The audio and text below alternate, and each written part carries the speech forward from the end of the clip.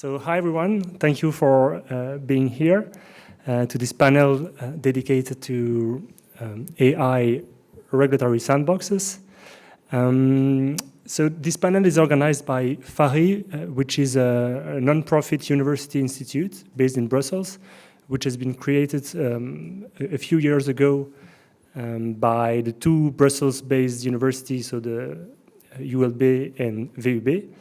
And FARI is doing well, many things, research, training around AI, data, robotics, and so on.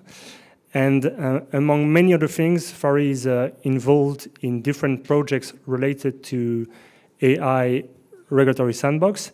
And it has published recently this report that you can access on FARI's website, which deals with AI regulatory sandbox under the AI Act. So the goal of today's panel is not to explain the basics of AI regulatory sandboxes under the AI Act, but rather to delve deeper into some of the most pressing issues that are raised by this new instrument. So I will assume that you already have some common understanding of what are AI regulatory sandboxes. But so as you know, it's an instrument that has been introduced by the AI Act and which aims to promote AI innovation by helping AI providers or developers of AI systems to develop their AI systems while complying with the requirements of the AI Act, and to do it thanks to a dialogue with the regulators, the so-called competent authorities, within a regulatory sandbox. So today we are going to address some questions. One of them being the role of these competent authorities, which will be in charge of operating these sandboxes, because there is a lot of questions about these authorities and a lot of question mark about it. I forgot to mention that member states are the setting up of sandboxes is made mandatory by the AI Act. So every member state must set up at least one AI regulatory sandbox by August 2026, so in more than 1 year. So it's quite a big task for every member state. And one of the potential authorities that will probably play an important role is Data Protection Authority, which may operate regulatory sandboxes.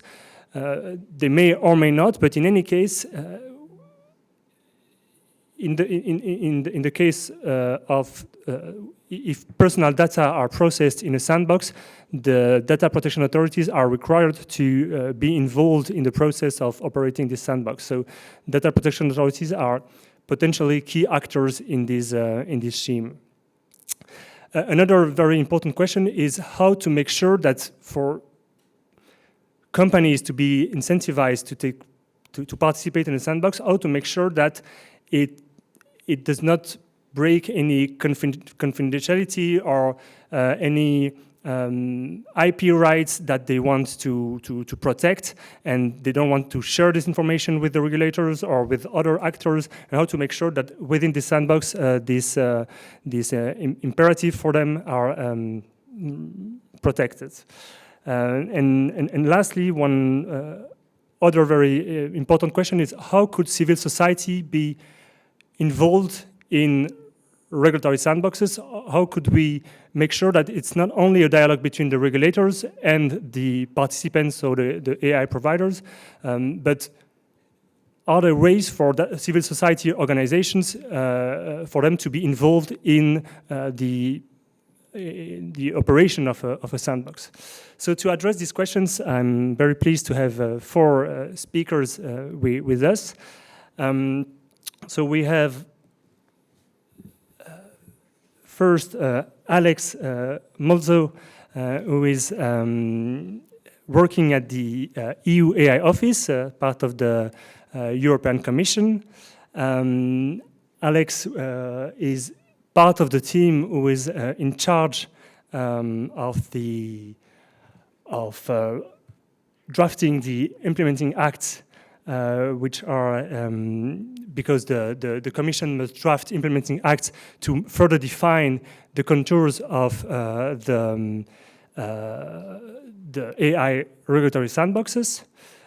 We have also Sam Young-Yoon Choi, who is a lawyer at Covington, and Sam advises multinational companies, so she will allow us to better understand what are the incentives for companies to participate in the sandbox.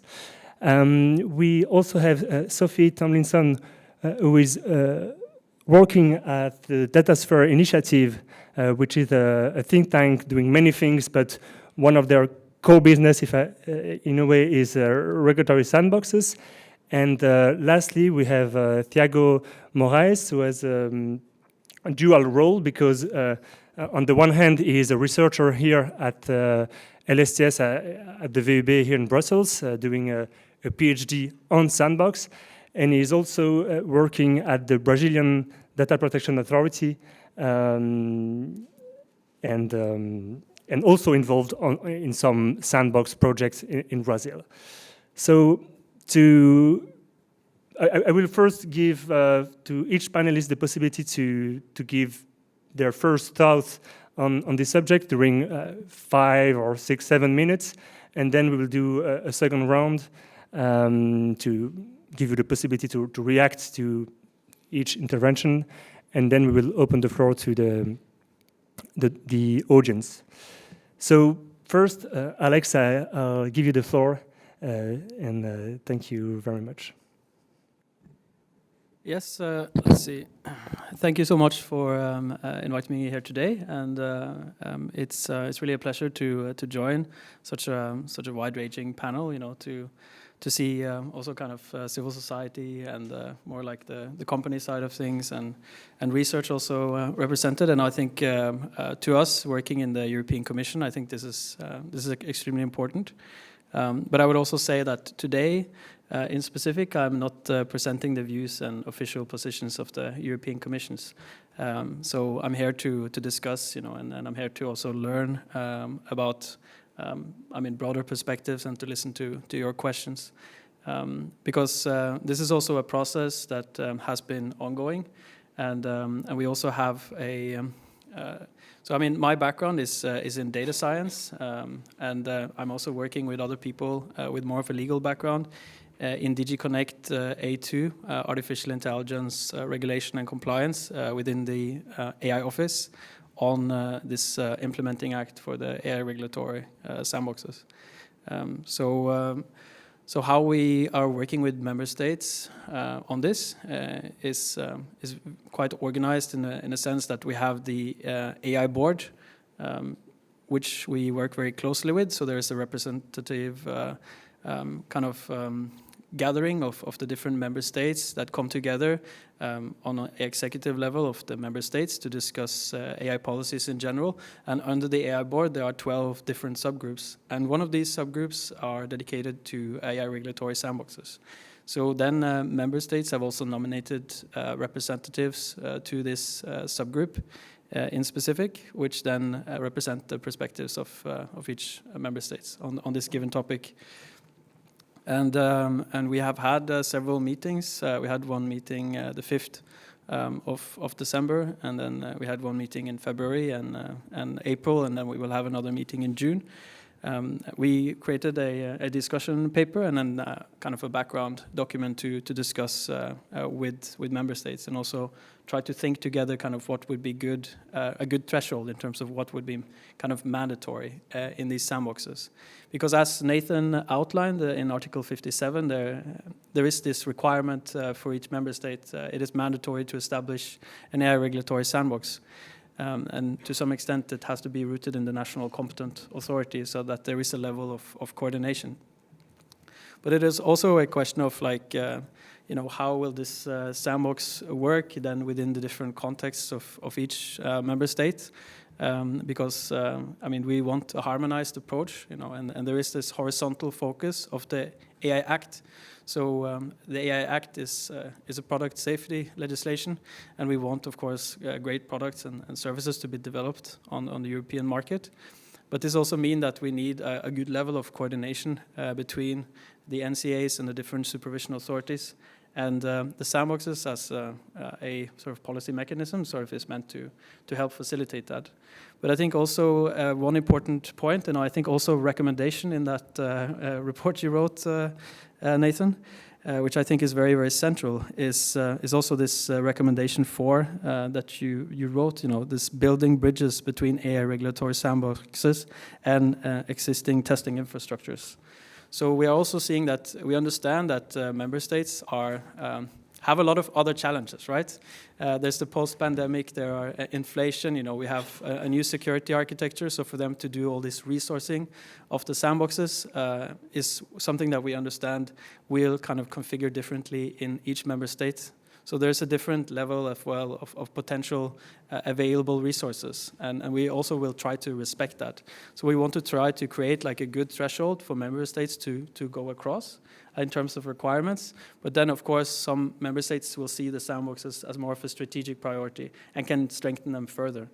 But I will also kind of end by saying that we are already seeing kind of pilots for these sandboxes. So the Spanish pilot was launched already, and they have a lot of companies and startups there.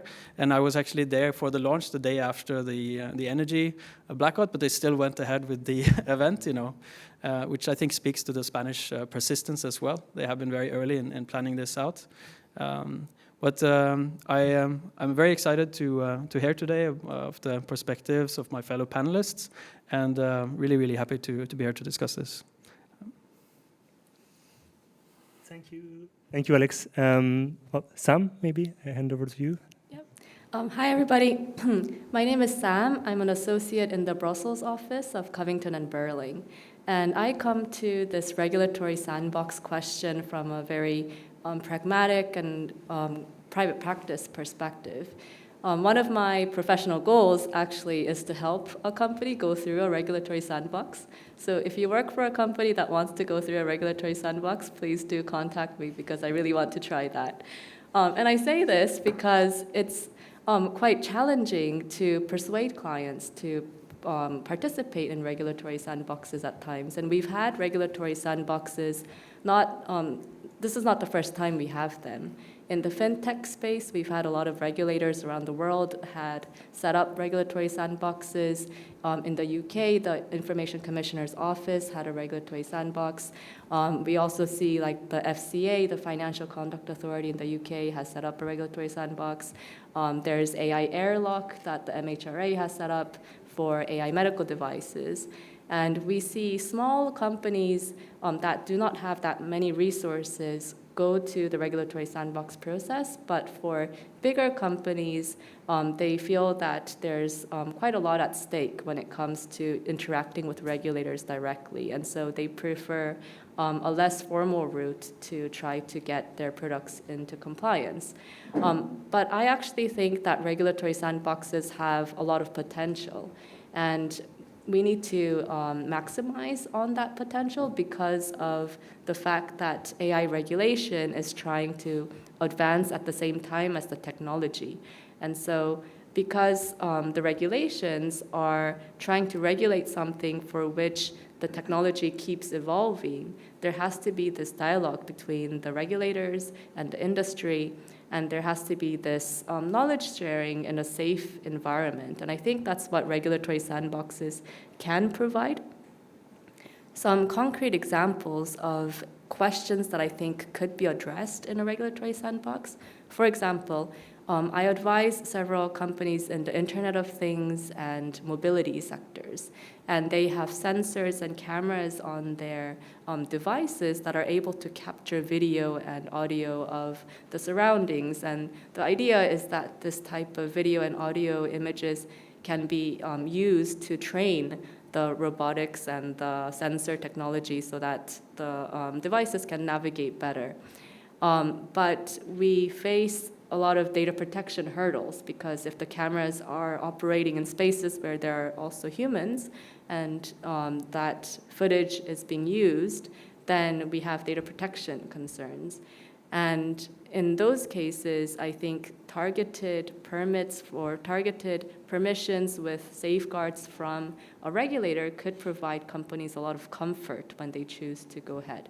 And I can think of other examples like this in other sectors as well. So like in healthcare, for example, if you have chatbots that have a therapeutic purpose, and we have more and more of these in like the mental health space, then having some sort of regulatory framework that gives consumers a degree of comfort that a certain product has gone through a regulatory approvals process, whether that be a sandbox or a formal one, could be very helpful.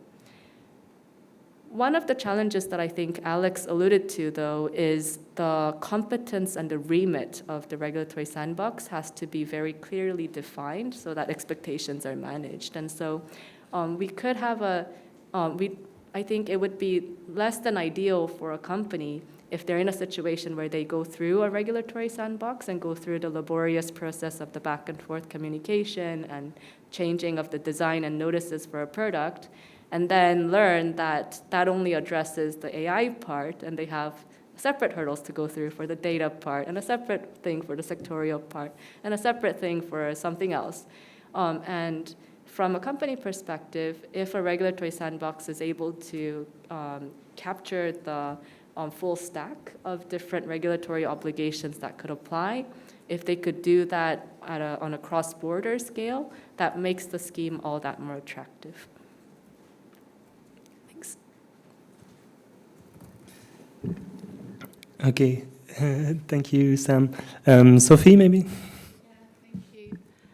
So as Nathan said, I'm coming from the perspective of a think tank that's been working on data governance for a number of years, and we've really focused a lot of our work on sandboxes because we do think they are being used more and more by governments around the world as a way to be a bit more agile and iterative when it comes to testing different types of technologies, but also testing regulations as well and seeing how they are supporting or hampering innovation.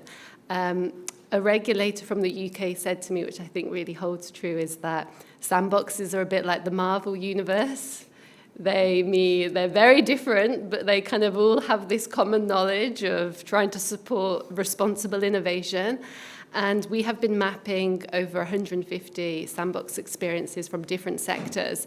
And I would say that really holds true. And one of the things that I think sandboxes are often dealing with is balancing a lot of different things. So balancing flexibility with accountability, balancing transparency, but also this safe space where governments and companies, and what we'll probably talk about a bit later, also civil society, to really test and iterate and understand better technology. And that's why for AI, we found it very interesting and exciting that the EU AI Act includes this provision on sandboxes. I think European countries can also have a lot to learn from other parts of the world. For example, Singapore has done a lot of interesting sandbox initiatives. Also in Latin America, there are a few, the UK as well, Norway, also being a country that has experience doing sandboxes in the field of data protection.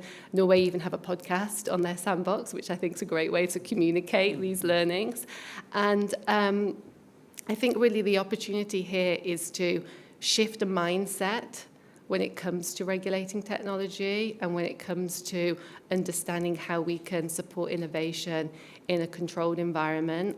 And yeah, I think it's going to be interesting to see, and perhaps we'll dig into that a bit later, how sandboxes are going to be used, not just within the EU AI Act per se, but also in this AI ecosystem that we're seeing being built in the EU when it comes to the factories, when it comes to the TEFs and so on.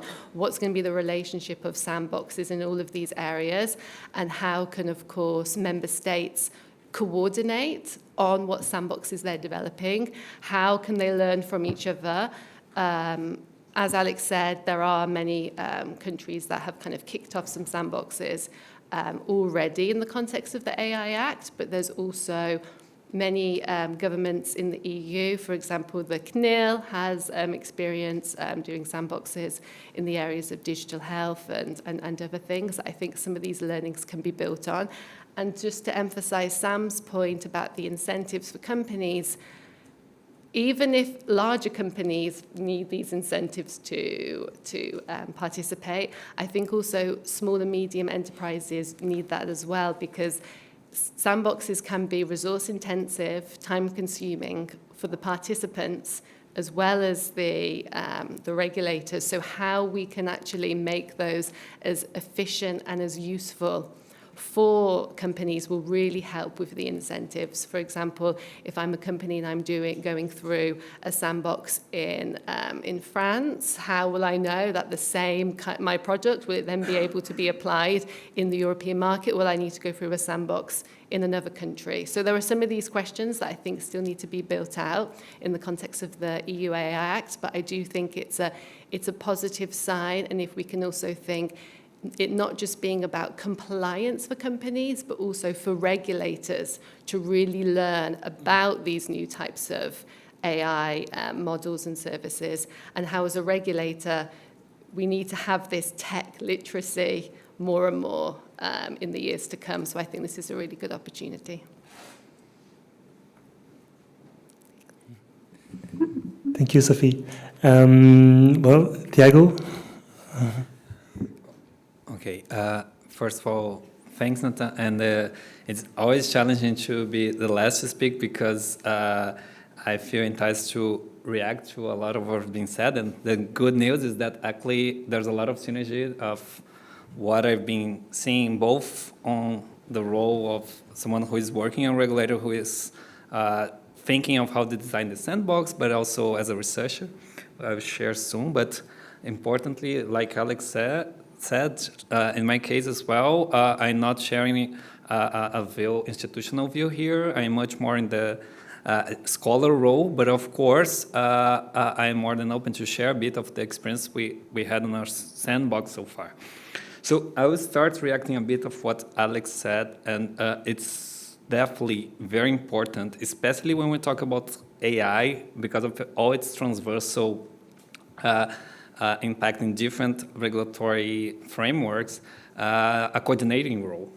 And I find quite unique the way that the AI Act is building that. It's challenging, but it's promising at the same time, because we have different institutions that have important roles here. So at union level, definitely the AI office and the AI board, and I'm quite happy to know there's a subgroup working particularly on that. But also at national level, the NCAs will have important role as well, because we have to remember, I don't know how much everyone is aware of how the AI Act works, but we can have several market surveillance authorities. Some are already appointed by the AI Act itself, but some the member states will appoint, which means that the ones that will have the NCA role, they will have this important role in the sandbox to help coordinating, which can be a challenge, right? So I'll give just one example that I found quite interesting. Of course, there are points for criticism, but that's not the goal here now. But the Dutch authorities like the DPA and also I just forgot the name of the other agency there, but they proposed how they were envisioning the sandbox there, and I found quite interesting that they want to create this single entry point for the sandbox. So they will have some kind of desk that will receive different proposals to coordinate how that will be then shaped according to the case of inviting the potential regulators that should be involved, and based on their capacity, they will see if there's room for that or not. So it's a particularly interesting model that caught my attention. It was very recently published. So this is just to show like the complexity of it, right? And then moving very quickly now to Sam's point, which of course is the incentives for companies.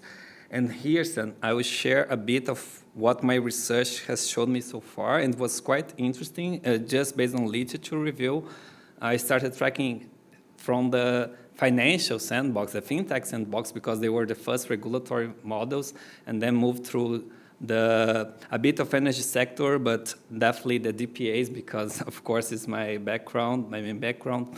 One very interesting finding is that contrary to what we assume, most of the case, infrastructure was never there, because usually regulators don't have conditions to provide this data infrastructure, okay? And it was never there, and also liability was never an exemption. We think sometimes that, oh, the sandbox is a regulatory holiday, but it's not really how it happens most of the time.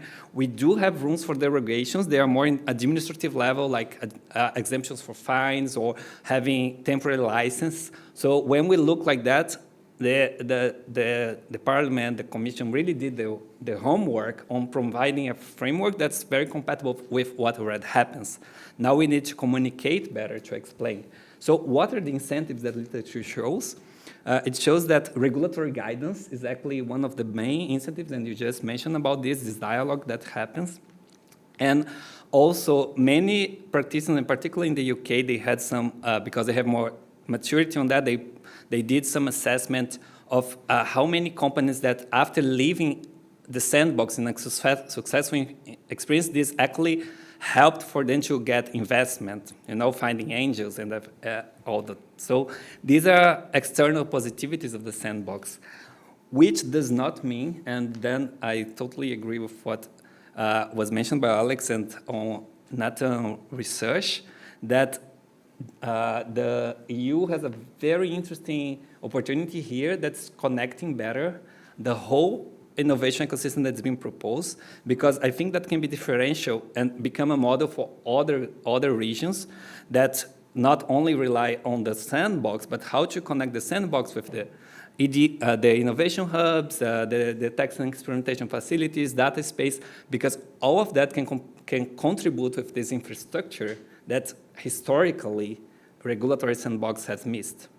So for finishing my first intervention and talking a bit of what Sophie said, I wanted also to share how it has been interesting to see that this idea of agile governance and responsible innovation has been part of the ethos of the sandbox, at the same time that this not necessarily means that this is happening. And here is my point of concern, which I'll leave a bit for the last part, the next part, but what I just wanted to start with is when we look also on the literature of what responsible innovation is and how the EU in the last decades had promoted the idea of responsible innovation.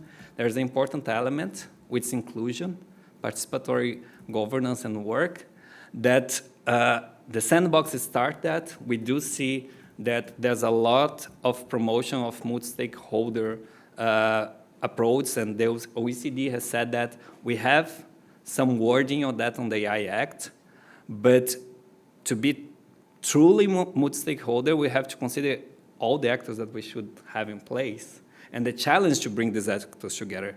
And one particular point that maybe is missing now is civil society. So this is my cliffhanger for my second intervention.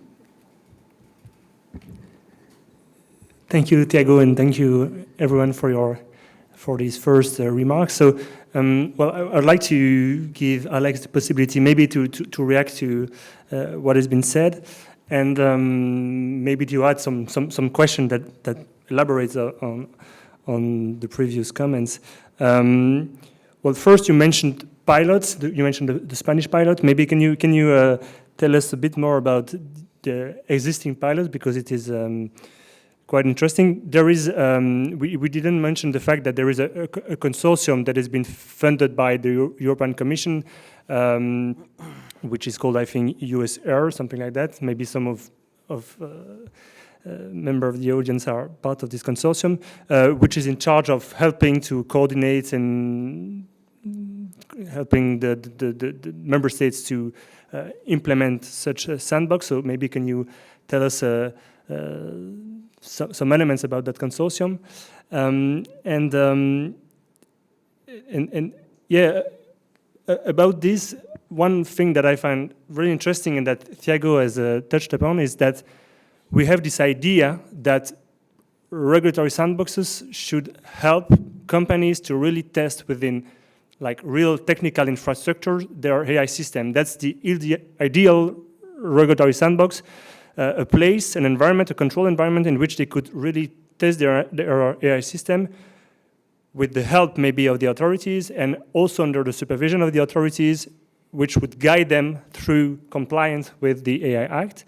But as Thiago said, most of the sandboxes, the existing sandboxes, actually, they do not provide such infrastructure. They mainly offer a dialogue and legal guidance with regard to either the GDPR or for data protection sandbox or other legislation. And for what I understood, the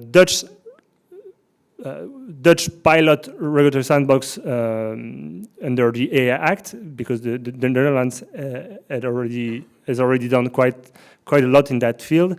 Well, it's mainly that. It's mainly offering legal guidance to the AI providers.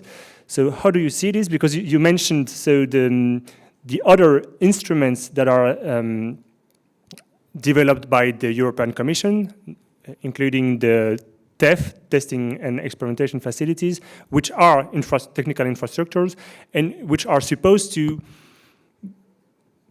be something that could be used within regulatory sandboxes.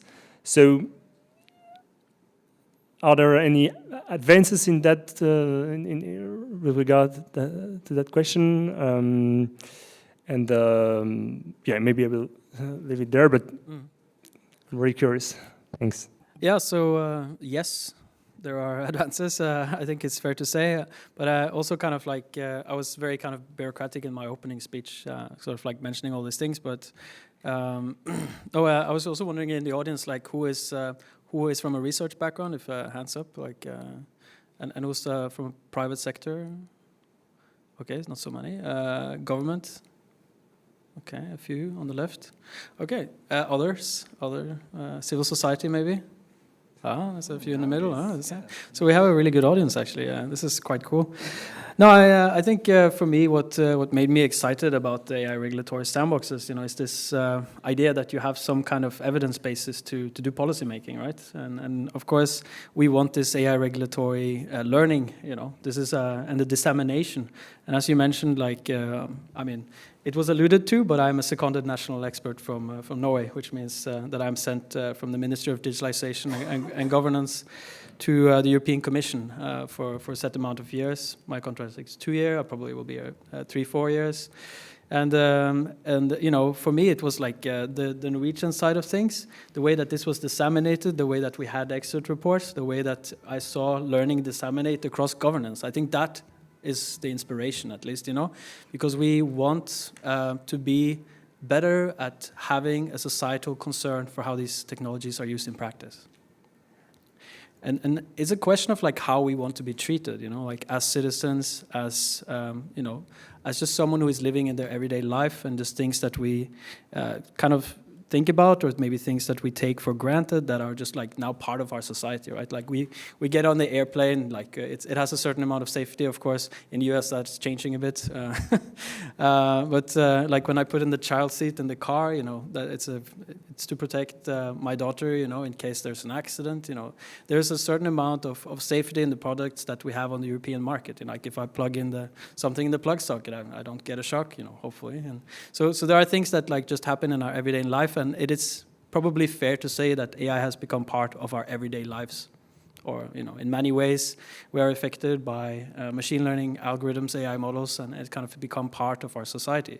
So that means we have to kind of think about how that works in practice. And the AI regulatory sandboxes are, policy mechanisms in that regard, to make your life better. This is kind of why I care about it, or like why I decided to work on it internally in the AI office, where it was a question, I guess, when I arrived 11 months ago, because the AI office is quite new, right?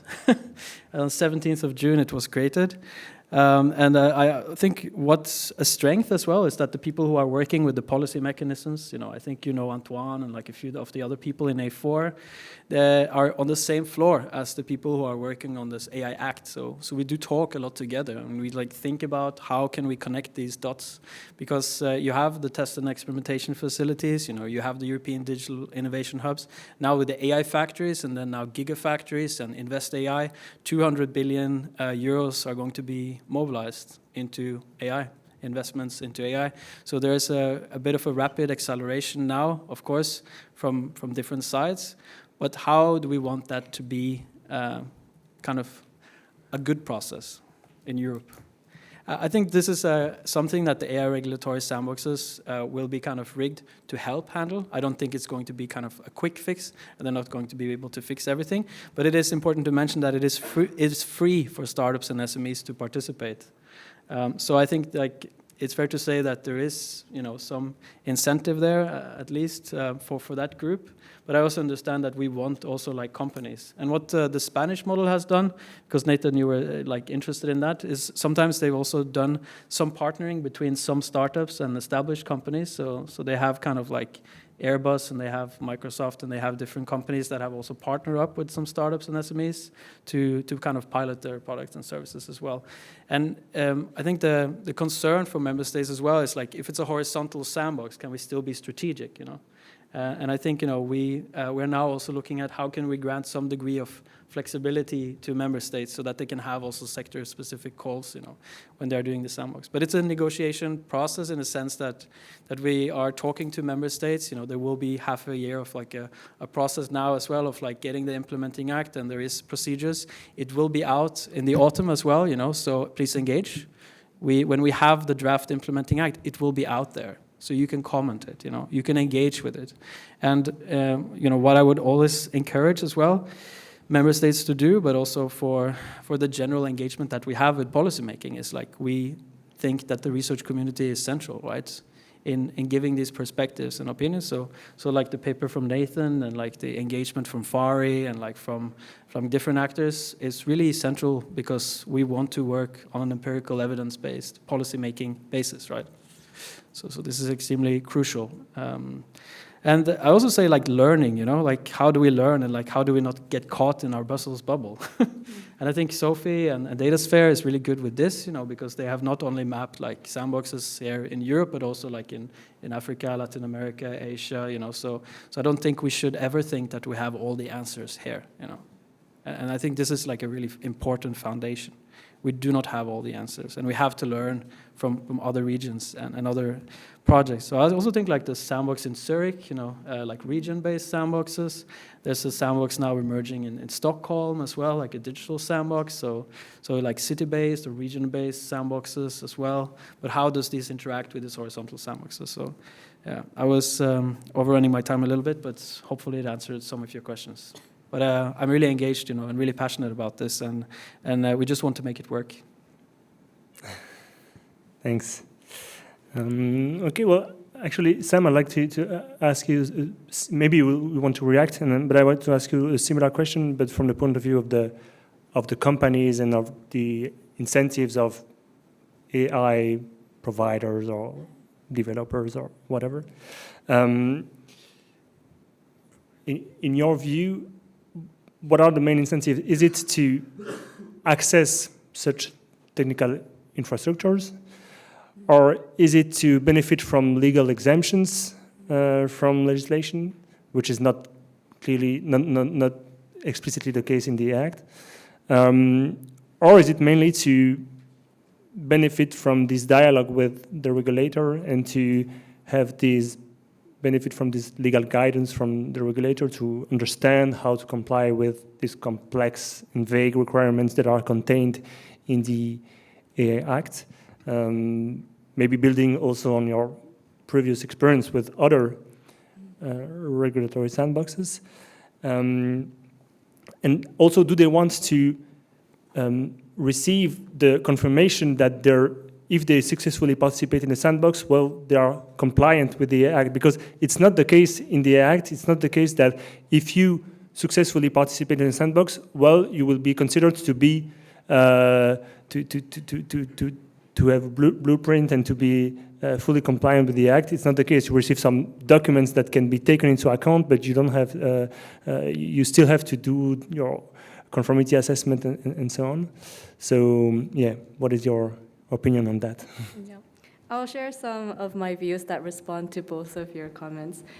In terms of what I think companies are looking for when they participate in regulatory sandboxes, I think it's two things, and they're somewhat linked. One is access to data. And so they need a lot of data for AI training, and they want to know that they can access the data for training and that they can keep it for AI training and validation going forward. And right now, the laws on data, so privacy and sectorial laws, are not a model of clarity when it comes to what you can use for AI training. And so we have guidance from various regulators, but they're often overlapping, and some of the edges are not clear on concepts like data minimization or purpose limitation or storage limitation. How do those principles apply in the context of AI training leads to very practical questions. So when I speak to AI engineers, they showed me their spreadsheet of thousands and thousands of rows of data types, and they say, I need this for, to tweak this part of the model, and I need this as a parameter, and like, can I keep this? Like, can I keep it for 3 years? Can I keep it for 6 months? It gets to a point where there has to be some lines on what the guardrails are. But right now, there's no real practical guardrails that apply in specific situations. And all you can say is, this is the principle, and we have to try to apply it based on the context. And I know that regulators won't be able to change that, but by participating in a regulatory sandbox, companies will want more certainty that what they're doing, the guardrails they put in, the lines they draw, when they choose to include or not include certain types of data or algorithmic elements, is the right decision, especially in this space where there are not that many precedents that are publicly available for us to review. So I think companies will want that certainty. In terms of what I think are points that companies will find important to nail down when they choose to participate in a regulatory sandbox, and I say this on multiple levels, is if you're a person in a AI governance or privacy role and you're trying to persuade the business, let's take this specific use case and let's take it through a regulatory sandbox because we have these uncertainties. You have to try to persuade your executive board that they should invest the resources and do this, and you'll get the naysayers on the board who say stuff like, but won't we be the first company in our sector to tell the regulator we're doing this, and do we want to be the first ones to do this and get it out on the blocks? And what if they start looking at our retention policies? What if our data subject rights, we have a backlog. Oh, I don't know if we want to open that can of worms. And so you get these conversations. And so to the extent that regulators can think about these conversations that will happen in the company and try to give guidance about how the regulatory sandbox will work, that will appease those concerns, give the people in the organizations talking points so that they can go and persuade their C-suite that to participate in the sandbox, will be important. And two things that will be important on that point is confidentiality and a clear roadmap. Confidentiality is really important because in this AI space, a lot of the techniques that are used, the data sets that are used, companies find it to be extremely sensitive and proprietary, and they want to protect it. And they worry that if they share it with the regulator and then it gets shared in the context of regular sandbox with civil society, then do they lose the trade secret protections? And do they lose any intellectual property rights? Could somebody make a freedom of information request and access to see the data? You have these concerns coming out, and the regulator should be prepared to appease those concerns. And then the other is the clear roadmap. So what are the outcomes that you can expect from the sandbox? What are the documents you'll be expected to provide in, and what are the documents you're going to get out? And what type of guarantees come with any exit report? So those are key to put right up front on the table so that everybody participating knows that it's not an exemption of liability, but it can provide that helpful practical guidance. I mean, I have to say, I've worked on projects in the past where clients have a very innovative thing, and they're not going through a regulatory sandbox per se, like a formal one, but they will go to the regulator and say, hey, here's our draft data protection impact assessment, here's our presentation, do you want to meet up, and we'll give you a presentation about it, let's talk about it. Like, like I've done projects like that, and it was the same thing. The regulator won't ever say, oh, like your presentation is so great. Like if we see your name in the news, we're gonna ignore it because you've come and talked to us. They're never gonna say that. But what they will do is give helpful suggestions and say, oh, on that point, we think a little differently with you on that point, and we think you need to enhance your disclosures, or you need to do this safeguard. And that brings me on to my last point that I'll make is companies will want to know about like really nitty-gritty things. So the reason they'll be coming to the regulator is because they're not sure how to draw the line in their 1,000-row spreadsheet. And the regulator needs to be equipped to address those questions. And especially like 2 questions I'm seeing in my private practice right now, human review and documentation, level of documentation. So what is the appropriate level of human review to inject into the process? The AI Act's provisions are very unclear, and we don't have much guidance. And so I think a regulator might get questions about that in a regulatory sandbox. Same with level of documentation. The AI Act has in the back annexes with the types of information, technical documentation that needs to be prepared. But if you look at each one of them, they're actually quite high level. And so companies will probably want more details on that so that they can meet their obligations. And those, I think, are things, if you can demonstrate to companies that by participating you get clarity on these gray points, then it gives a real big incentive for companies to participate. Thank you, Sam. That was very, very interesting. Well, I'd like to give to Sophie and Tiago the chance to react, and maybe because you are both working with different perspective on participatory governance and the way civil society can be involved in processes such as sandboxes. So maybe you can share your views on this, and we'll react on the other things that have been discussed by Sam and by Alex. Sophie, maybe?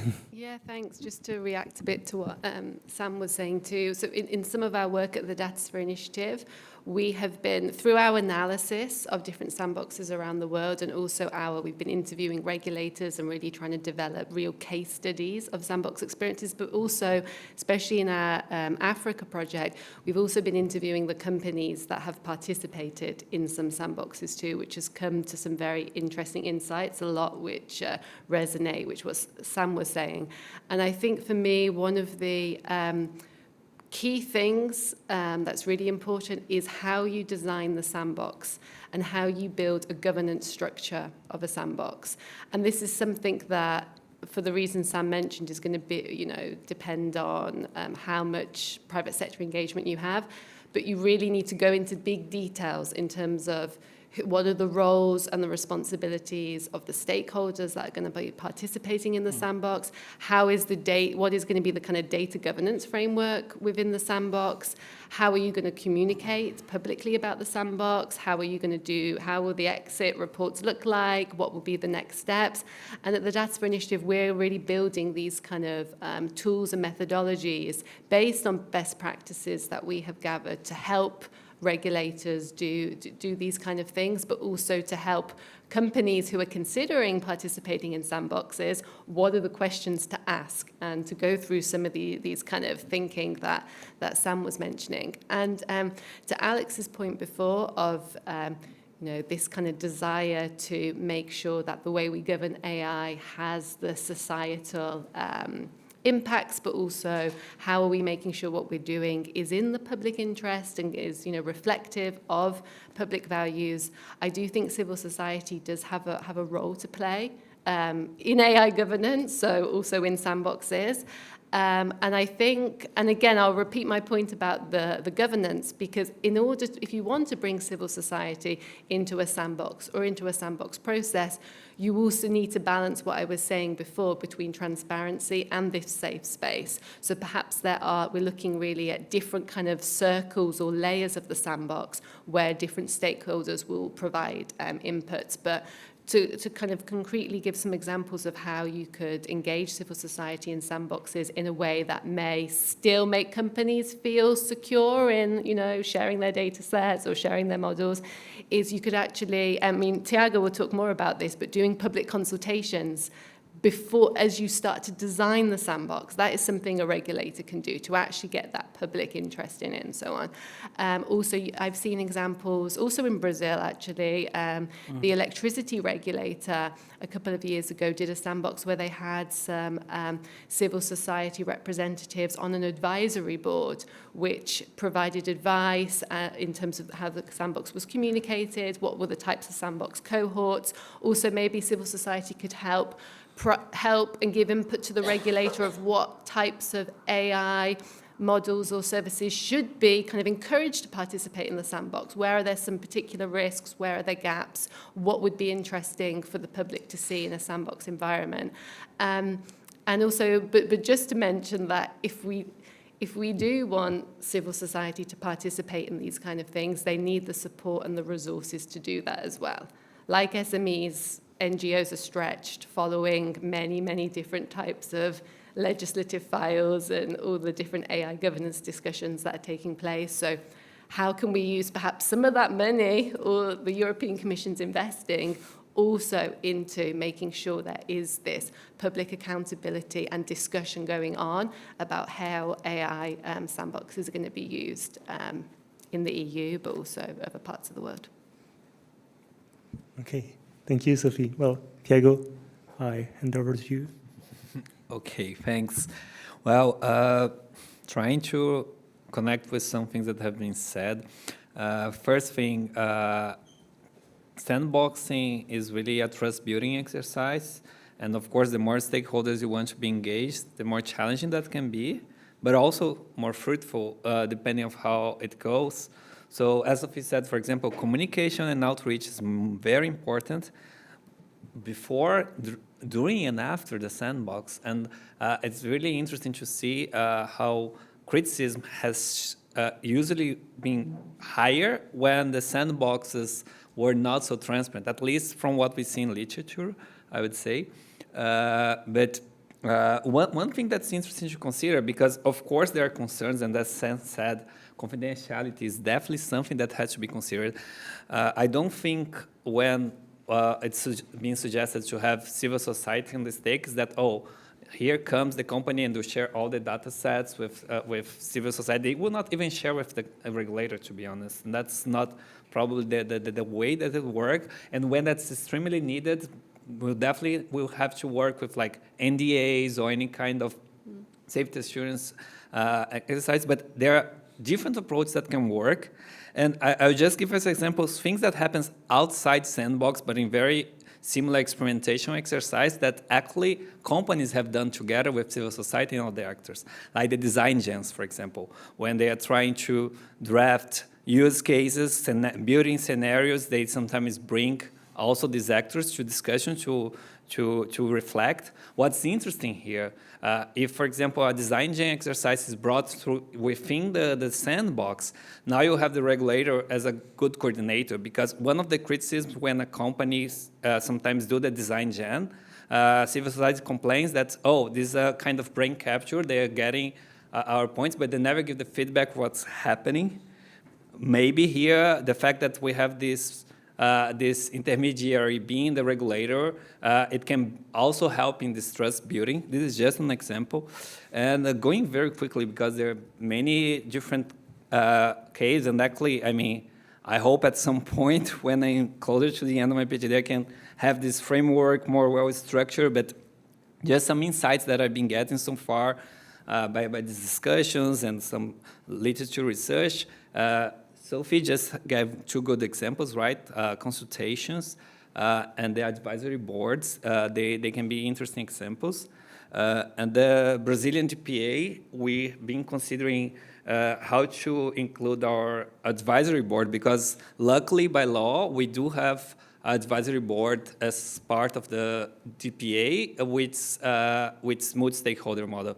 And actually we have that in the AI Act. So, I mean, just food for thought here, but why not having a subgroup on the scientific panel, or also the other, I forgot the name, but the advisory board that the group they have it there, could be a way of thinking a bit of disengagement.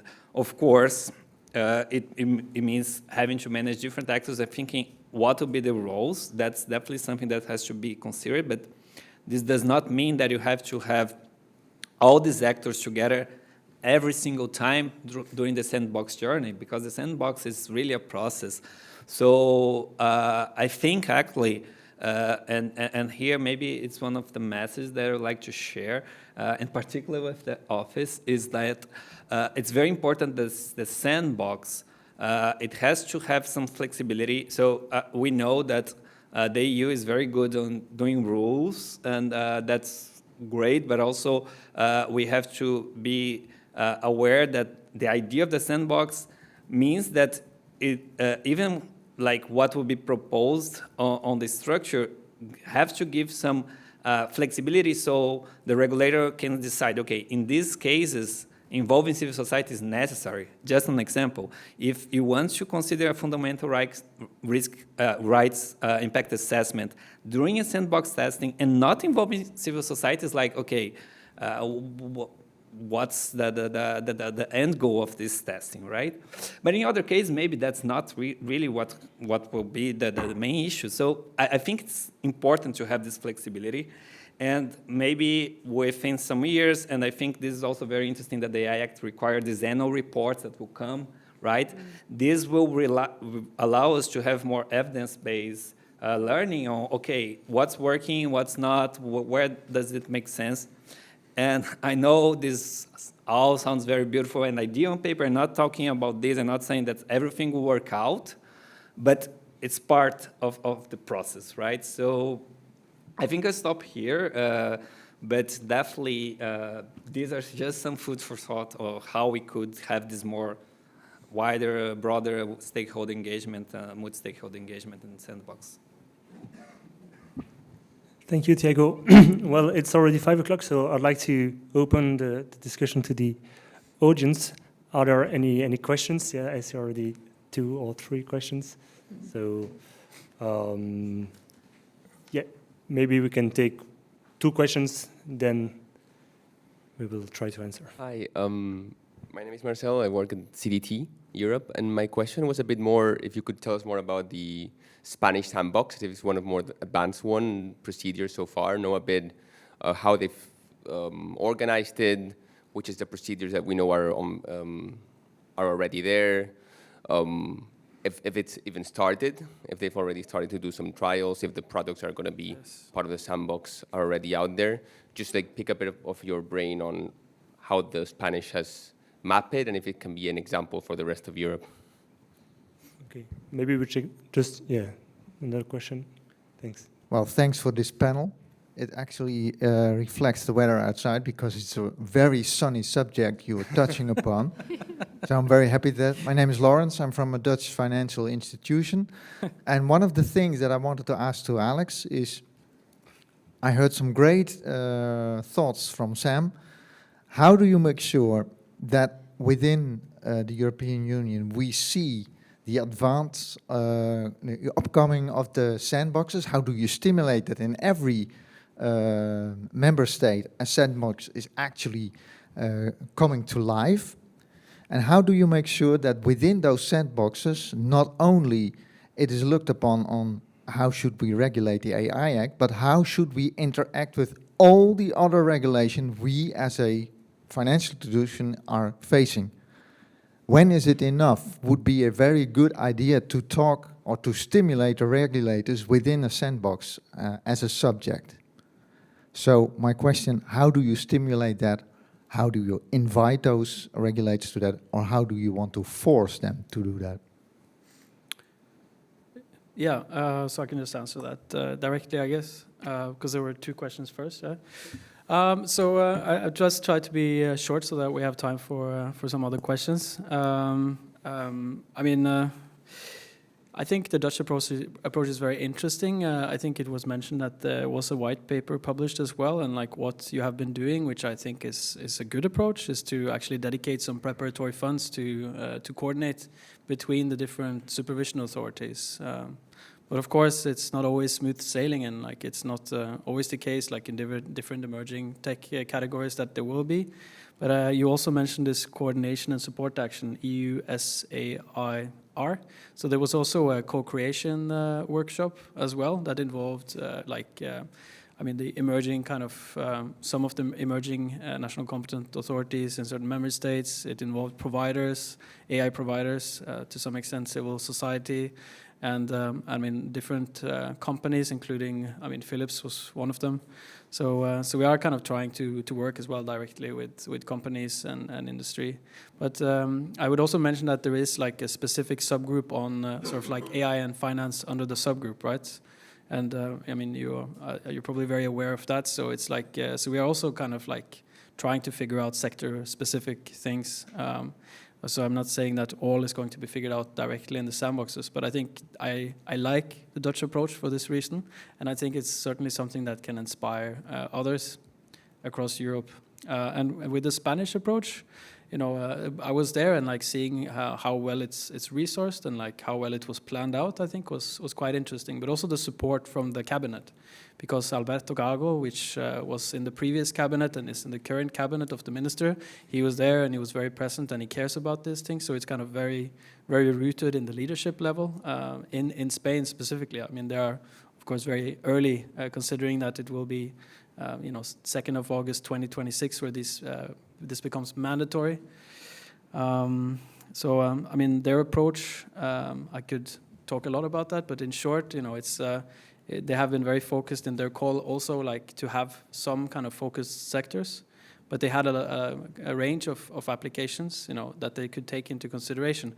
But just to have the Dutch and the Spanish compared here, what I like about the Dutch is that when you get these questions in, that you can still work to handle the questions. So like the spillover of the questions and maybe what does not come into the sandbox will also be handled.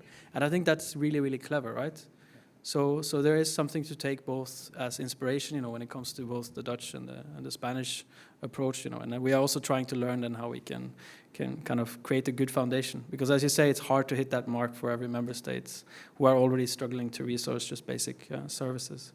I also wanted to give a shout out to Utah, in the front row, which is doing sandboxing, and I think it's also like on a state level in the US, a lot of interesting things are happening, of course. So we're also kind of looking outside of Europe to just see what kind of discussions and inspiration that can be had. So before taking other questions, does anyone want to react? Yeah, just to share as well, because both the Spanish sandbox and the Dutch proposal, right? The Dutch, for now, it's just a proposal.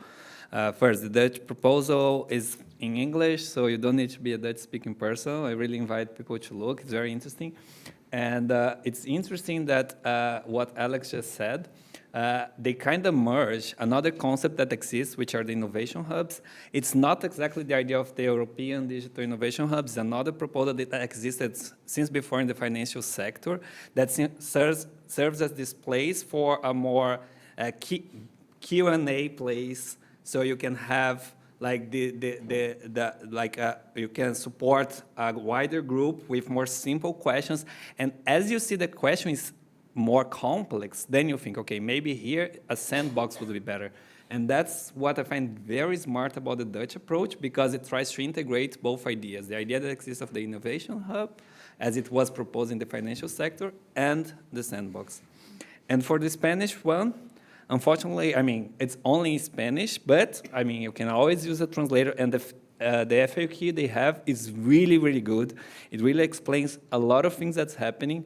So I was impressed how transparent they have been on the idea of what they want to propose, which I think is very good because transparency is really key, especially when we are in this moment of sandboxing sandboxes, right? Like every regulator right now is doing that. Like we are doing that in our, in Brazil, the DPA is piloting something. We know that probably 5 years from now, if we keep on this road, we'll have a different approach, but we have to start somewhere, you know?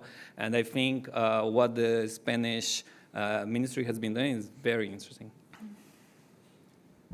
Just maybe one thing, because your question, I've heard it in terms of how will the, other regulations, not only the AI Act, be tested in sandboxes is something I've heard a lot from companies in these kind of sandbox conversations. And I would say, I really do hope, and I feel like the value of sandboxes is also exploring how different regulations interact with each other for companies to understand that, but also the regulators as well, right, to see what are these sometimes impossible questions companies are having to, answer.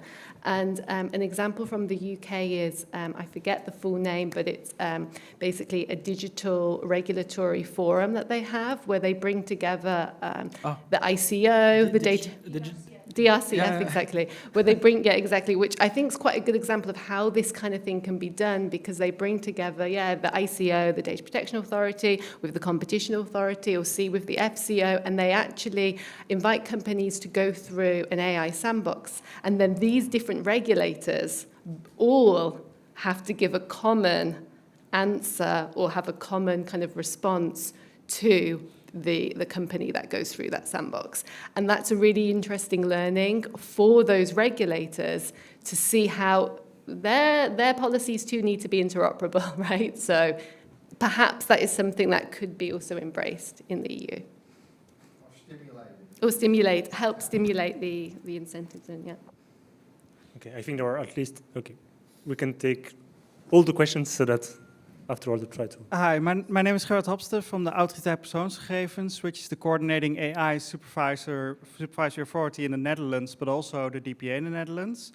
We do have the same thing in the Netherlands as in the UK. It's called the STT, but it's the same thing with the regulators together. My question is more in general. Under the GDPR, there are a few elements that are not dissimilar as the sandboxes. But they are not being used. Organizations are refusing to do this. How can we know for sure that they will use sandboxes? And the sandboxes have to start at the start of 26, according to the Dutch parliament. So we have to keep quite a high pace. But you have to, under the GDPR, Article 35.9 says you have to consult the data subjects, other representatives, before you start processing their data when it's risky.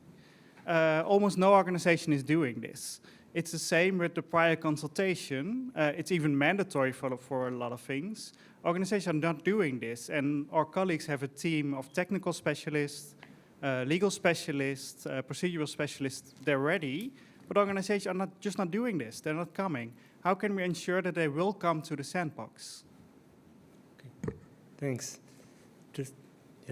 They are here and here. Just keep it short so that we have time to... Hello, thank you. Sophie from VUB. Just a very quick question. So you mentioned that the main upshot that you get from the sandboxes is legal advice. Do you have good examples of both legal and technical advice given together? Because most of the time, for the legal advice to be actually meaningful, you also need some form of technical advice, in particular when it comes to AI. Thank you.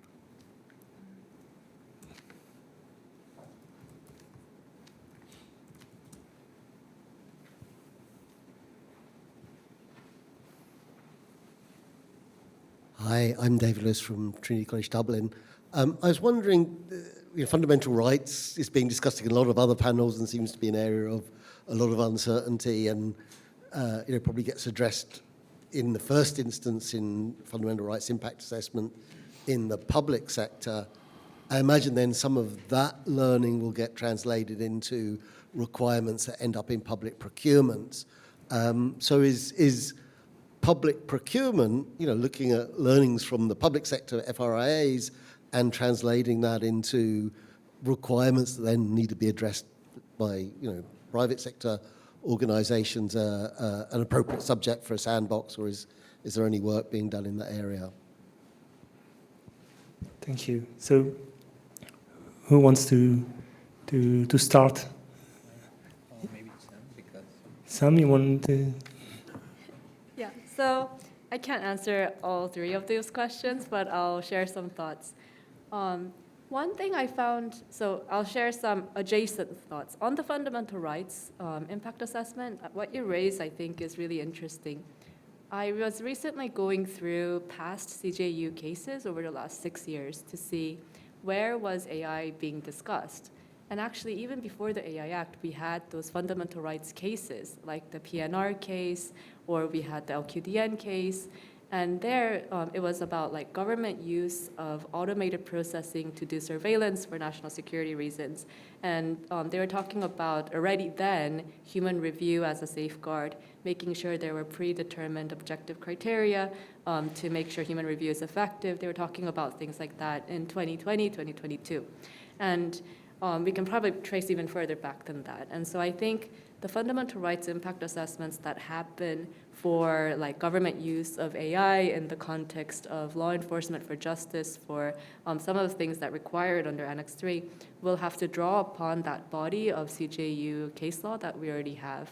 And but I bring this up because that same body of EU law informs how the AI Act provisions are interpreted when it comes to the private company practice. And so when companies, especially, for example, companies that make significant decisions about individuals using AI, like those in the financial services sector where there's credit scoring or there's an element of loan risk sharing, those same principles will get applied. And we already see that through the cases like Shufa or Dun & Bradstreet. And so I think keeping that corpus of existing EU principles and law, and this is not only the GDPR, it goes back to the Charter of Fundamental Human Rights.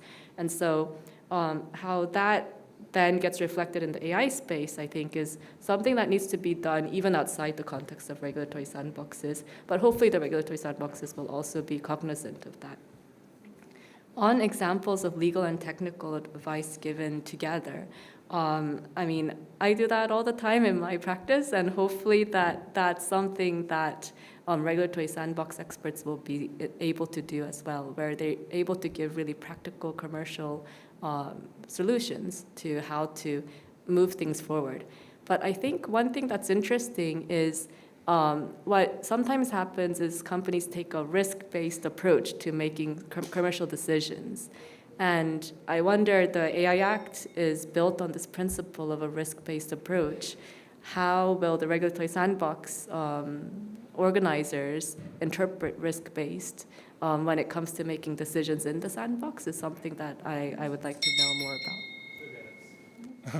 Okay, thanks. Well, nice. We have 2 minutes. So, Sophie, do you want to give your I final thoughts in just to give 30 seconds? Okay, just to give an example of the technical legal mix. In Europe, I don't really have a strong example, but I would point you to one in Singapore by the IMDA, the Media Authority, who have a very interesting sandbox on pets, on privacy-enhancing technologies, where what they do is they bring in companies who are using pets, so want to kind of check how they're using them from a regulatory point of view, and also to understand how this authority needs to update their laws based on how pets are being used. But also from the technical level, actually this sandbox also includes companies who aren't implementing pets but are interested in that, and they're able to test how pets could, on a technical level, be merged within their business model. So that's kind of an example, I think. Okay, thanks. Alex? Yeah, I don't have any pets, but there were 3 questions there, like about the elements and how to ensure they can come to the sandbox. I think we cannot get everyone to come to a sandbox, and I think it's important to say that people will also solve their problems outside of sandboxes, like go directly to notified bodies, and like really, it's not necessarily to drag everyone into a sandbox. It's an opportunity and a policy mechanism. It's not meant to solve everything. The second one, legal and technical advice given together. Yes, I saw that was done in the Norwegian sandbox as well when I was observing it, and they have a technical people and legal people and social science people together. So I think the interdisciplinarity is a strength. And for the fundamental rights,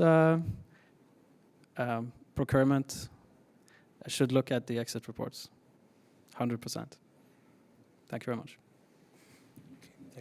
Also very quickly, but Sophie just gave excellent examples, and just to complement, like one output of the Singapore experience has been so far like a guideline on synthetic data use on LLMs, which is quite interesting also to see a bit of this transparency outreach, so it doesn't stay just of who are testing the sandbox. And what's interesting is then these guidelines are way more close to a technical approach, because they really looked into this. Another good example is the guidelines of the ICO that have been inspired by the sandboxes, like the ones in PET, several on AI. They had they also were contributed like by the sandbox that they have been performing. So that's interesting to see, the disciplinarity for sure. And lastly, regarding the public procurement, I do believe it's a very strong soft power that we should consider more, especially as public sector, how we extend, right, what we are requiring here. Just this morning, it was very interesting discussion on PET, and we were discussing that as well. Like, why not the public procurement doesn't also, the tenders require that sometimes PETs are on the table, because this is a way of nudging and incentivizing the market. And that's it. Yeah, Okay, yeah, we have to stop here, but thank you very much, panelists, and to the public for this great discussion. Thank you.